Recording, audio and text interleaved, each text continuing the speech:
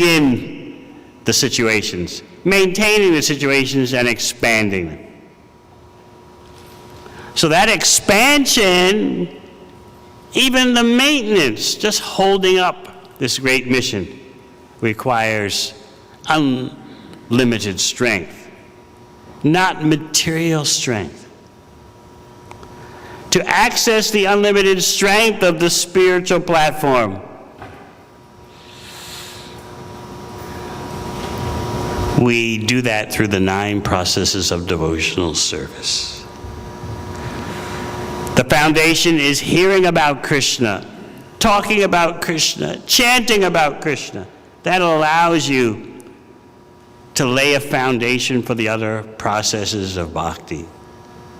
And through those 9 processes of devotional service, the strength of the spiritual world descends. Particularly through hearing and chanting. As Narottam Das Thakur says, Golokera Premadhana Harinama Sankirtan. The spiritual world, Goloka, descends through Harinam Sankirtan, the glorification of Krishna. So in that way, we're taped to my locker. All the brahmacharis had a little locker, and in that little locker, metal locker, you kept all, in that you fit everything you had. So I had a letter, not to me, but a letter to have a leading position at the time, but the devotee had fallen into some maya and was a disappointment. So Srila Prabhupada wrote him that, I've given you such an opportunity to be a significant leader in Lord Chaitanya's mission. So hearing reports about how you have deviated fills me with disappointment. Prabhupada expressed his personal regret about your plight at hearing about this devotee's waywardness. At the same time, he had complete confidence in Krishna, because Srila Prabhupada's doing Krishna's will 100%, so he knows Krishna will back me up somehow or other. Krishna will send me the right persons. If not you, if you're going to squander your opportunity, someone else will get the credit. So again, we are focusing on the unlimited strength of Lord Balaram.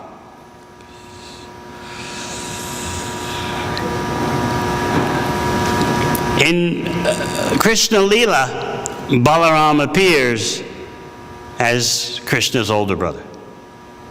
This is explained in Chaitanya Charitamrita. That in the preceding Lila, Ram Lila, in the sequence of the Lord's appearance in this world, Ram Lila comes before Krishna Lila. In Ram Lila, generally speaking, Balaram appeared as the younger brother, as Lakshman, Ramchandra's younger brother. And he couldn't stop Ramchandra from going to the forest in exile because he's the younger brother. In the Vedic tradition, the older brother is senior in the superior position. So there's nothing Lakshman could do to stop Ramchandra from going into exile in the Dandakaranya forest. So next time for the appearance of the Supreme Personality of Godhead, in Krishna Lila, Balaram made sure, this time I'm coming as the older brother. So whenever Krishna would go to the forest as a cowherd boy, in the Poganda stage, between 5 and 10 years old, There's the Kumar stage between birth and 5 years old. Paganda between 5 and 10. And after that, there's Yovana, Kishore, eternal teenager. Generally, teenage years are very bewildering and painful for us in Kali Yuga. But Krishna's teenage years are infinitely perfect without the slightest blemish. Just that alone should let you know Krishna is the Supreme Personality of Godhead. No teenage crises. No teenage bewilderments.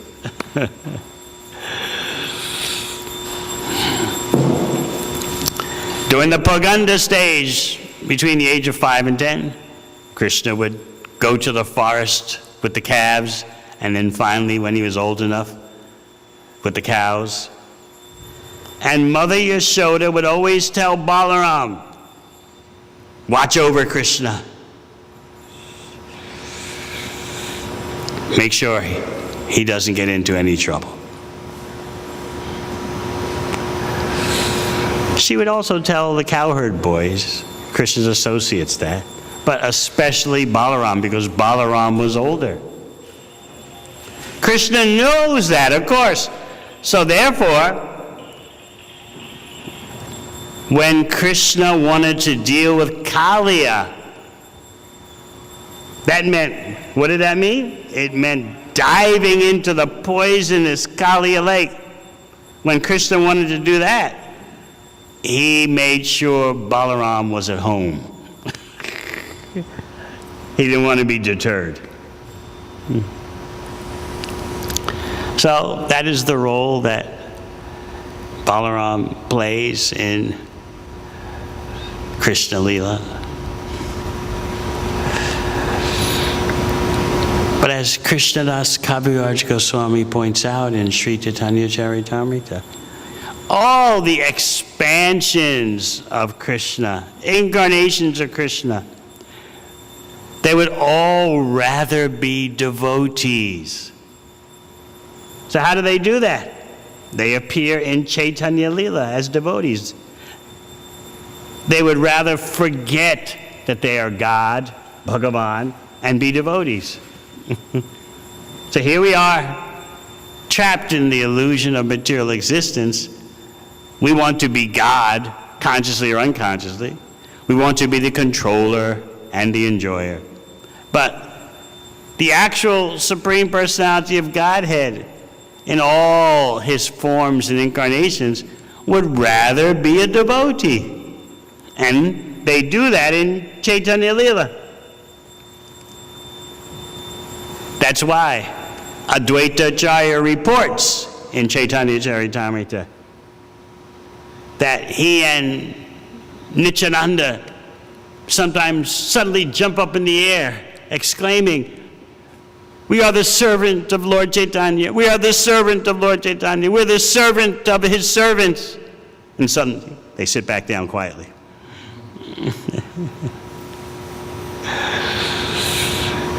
They would rather be servants than Prabhu, than master. And just see our reverse standard. We always want to be in control. Why is that?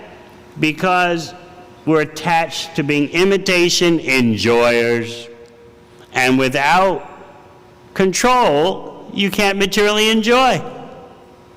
That control must be there even subtly. Just movement of an eyebrow to motivate someone. Just an inflection in your voice. Wouldn't you really like to do this?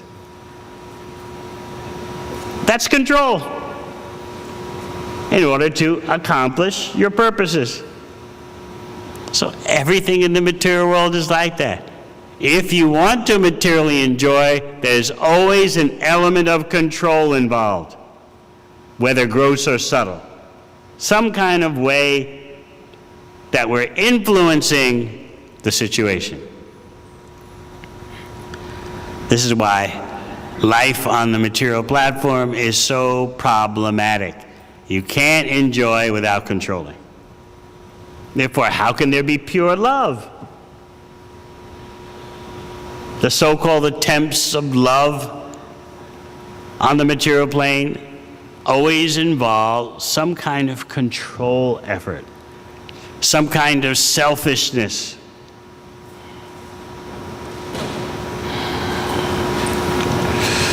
To relieve us of this control and enjoyment trap, Lord Balaram comes as Lord Nityananda. Krishna comes as Sri Chaitanya Mahaprabhu to show us what the real standard is, to lead us to the unlimited ocean of devotional service. Just like you hear about the 6 Goswamis of Vrindavan, as reported by Srinivas Acharya, the 6 Goswamis of Vrindavan are always doing the service of expanding the limits of the ocean of transcendental bliss. By their service, the ocean of love of Krishna increases. Even though that ocean has no limits, it still increases. This is a great wonder. We'll never understand the complete scope of bhakti. That's why Krishnadas Kaviraj Goswami says, just one drop of pure love of Krishna can drown the whole universe. Just one drop. So how will we ever appreciate the length and breadth of the ocean of devotion? It is beyond time and space. Sometimes the question is raised, if Krishna is Atmarama, then why does he need devotees? He's self-sufficient. If someone's self-sufficient, that means, it should mean, they don't need anyone. They don't need anything. It's all in them. That is true. Krishna is self-satisfied, but he doesn't have material self-satisfaction. Spiritual self-satisfaction is always increasing. So it's hard for us to put those two things together. He's Atmarama, he's self-satisfied, then why does he need devotees? We think materially that needing someone else or arranging for someone else to relate to you means you're lacking something.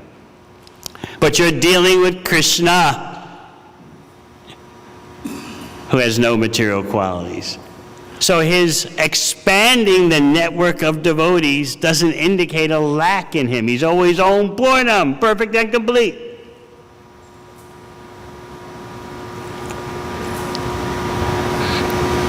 It's a contradiction from the material point of view. Just like Krishna says in the 4th chapter of Bhagavad Gita, Ajopi san avyatma. Although I am unborn, I still appear in the material world. Although I am unborn, number one, avyatma. Number two, my body is inexhaustible. It's non-material. Bhutanam Ishropisan. Although I'm Lord of all conscious beings, number three, still I come to the material world. Sambhavami Atmamaya. I come my own way, through my own portal, through my own corridor. It's a paradox. How can the unborn take birth? Queen Kunti, in her famous prayers, mentions that as one of the prime characteristics of the Supreme Personality of Godhead. How can the unborn take birth? Similarly, how can the self-sufficient, the Supreme Self-Sufficient, how can he rely upon devotees? In the 9th canto of Bhagavatam, chapter 4, about Ambarish Maharaj and Durvasa Muni. The Lord is explaining to Durvasa Muni about the Lord's relationship with devotees. He's instructing Durvasa Muni, who offended Maharaj Ambarish, that you don't understand how dear devotees are to me. He said that these devotees who have made me their sole destination, without them, I have no desire to relish my own transcendental bliss or my Shadaishvarya, my 6 opulences. Without these devotees, I have no impetus to relish my own unlimited ocean of transcendental bliss. What to speak of my 6 opulences: wealth, strength, fame, knowledge, renunciation, beauty.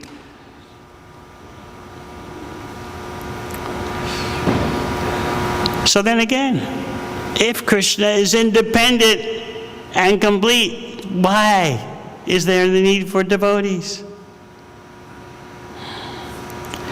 But everything about Krishna is unlimited. So he wants there to be unlimited devotees.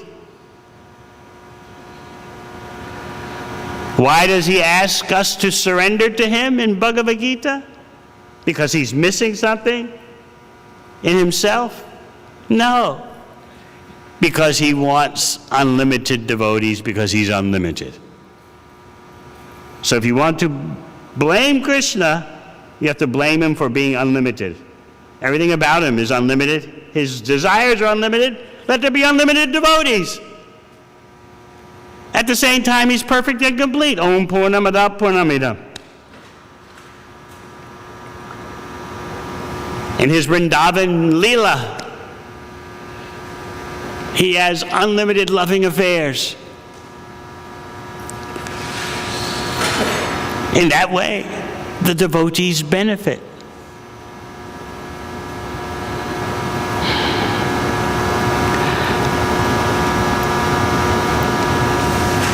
By having unlimited devotees, Krishna expands unlimitedly his loving affairs.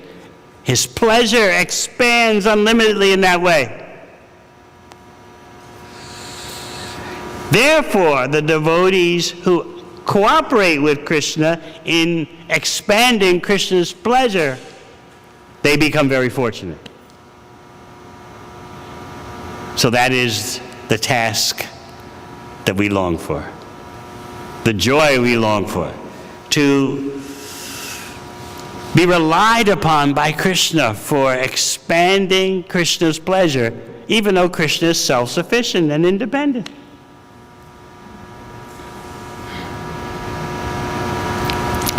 So therefore, someone who fulfills the Lord's desire to have unlimited devotees becomes very dear to the Lord. So we have to understand that everything about Krishna is unlimited. Just like Balaram's spiritual strength is unlimited. Balaram's ability as Rama to give pleasure to Krishna is unlimited. Similarly, there should be unlimited devotees. That's Krishna's unlimited desire, even though he's Atmarama, self-sufficient.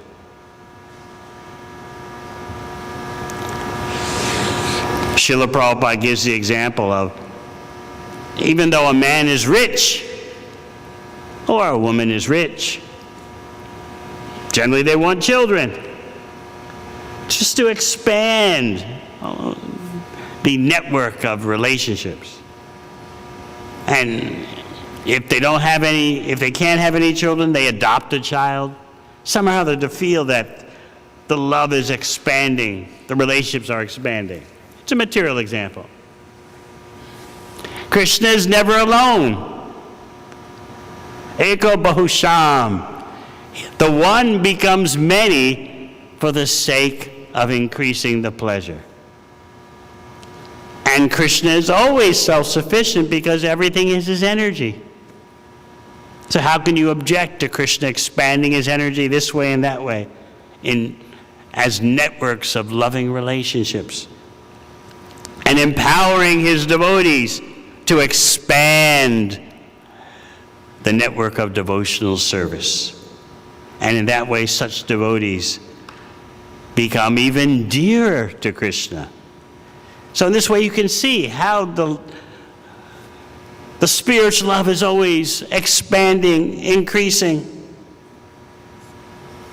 That's our real service. That's our real occupation, Sanatana Dharma. Assisting Krishna in expanding the network of loving affairs. And of course, Krishna and Balaram come as Sri Chaitanya Mahaprabhu and Nityananda Prabhu.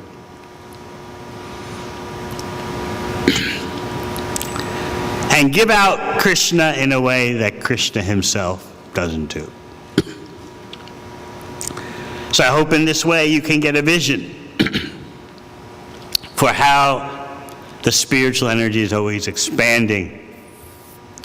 And remember, when Krishna asks, Sarva Dharman Pratyaja, Mam Ekam Sharanam Vraja, surrender to me, it's for our benefit. What can Krishna do? He's unlimited, and he wants unlimited devotees. That's all part of being unlimited and self-sufficient. Everyone is Krishna's energy. So when you help Krishna by arranging for the cooperation of rebellious living entities, you're helping to expand the loving affairs of Krishna, the network of service, loving devotional service, and in that way you become dear to Krishna. All right, any questions? Yes. I have been trying to understand one of the pastimes of Lord Baladev. The name itself defines the strength and the personality of Supreme Personality, Lord Balaram, that he was full of power and energy and strength. But when he enters the assembly, where all the sages, Ekada Nahi Sharanya, sit, and just like a Daksha could not understand Shiva because he was in trance and he thought, I'm not respected, he felt bad. Similarly, Lord Balaram also felt, and he took a straw and he kills the priest.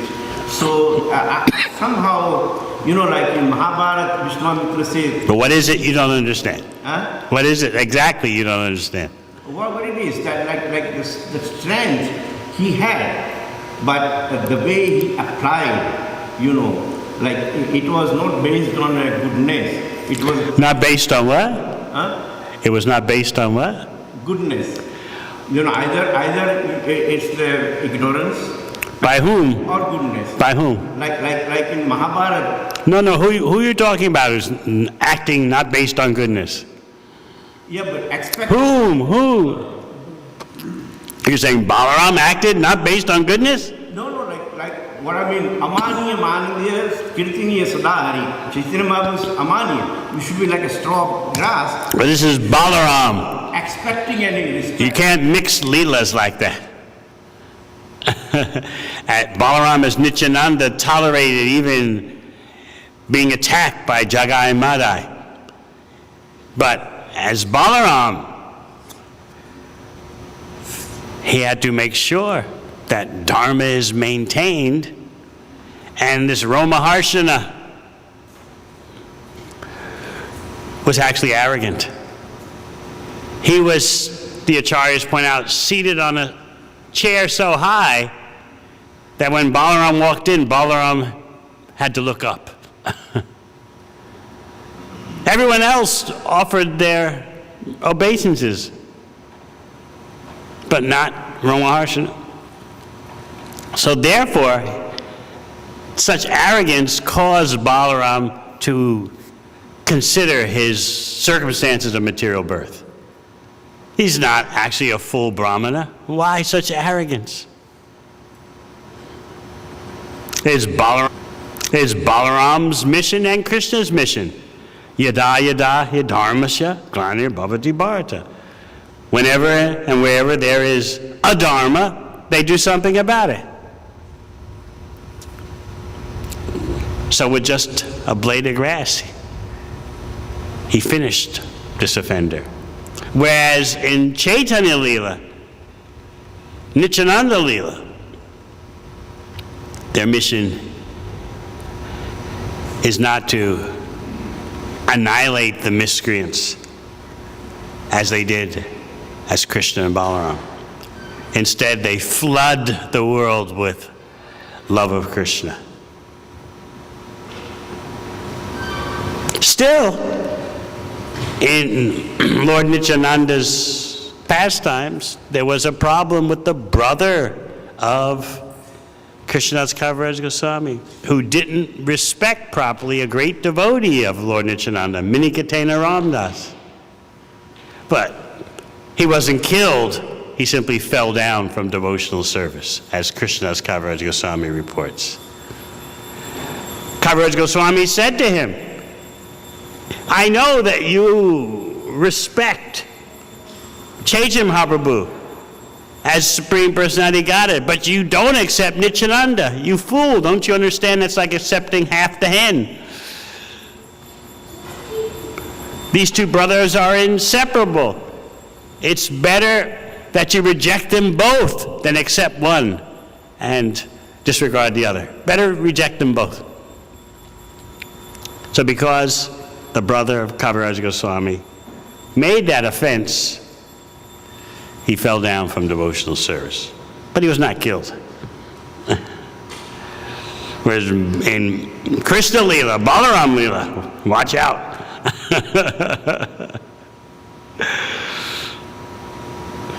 Anything else?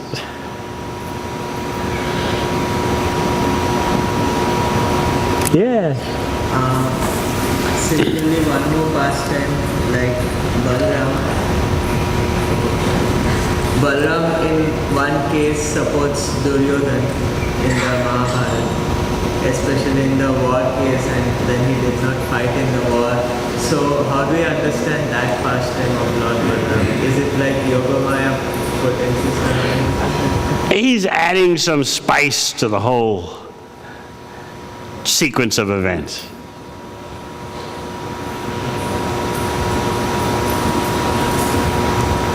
But he avoided the whole battle. He went on pilgrimage. But then he returned right at the end of the battle, and the Pandavas were worried. Uh-oh. He's known to have some favoritism for the other side, but it was all right. There's variegatedness within the oneness.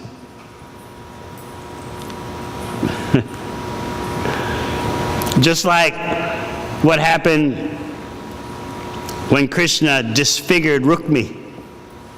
What did Balaram say? Krishna, why have you done this? You've made him look so funny. This is not the way our family treats people. Because Krishna had snipped off half of Rukmi's mustache, his hair, made him look very ridiculous, which for a Kshatriya is worse than death. So Balaram, for the sake of Rukmi's sister, Krishna, what have you done? This is variegatedness in the oneness. Tomorrow we'll discuss how in Brahma Vimohana Leela, the bewilderment of Lord Brahma, Balaram was bewildered also. That was part of the pastime. Not only to bewilder Brahma, not only to increase the love of the cowherd men and cowherd women who wanted to always have Krishna as their son, but one of the purposes of that Leela is to bewilder even Balaram.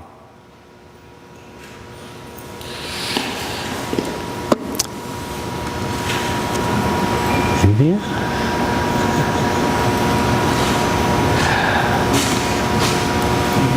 Thank you very much. Hare Krishna, glories to Prabhupada.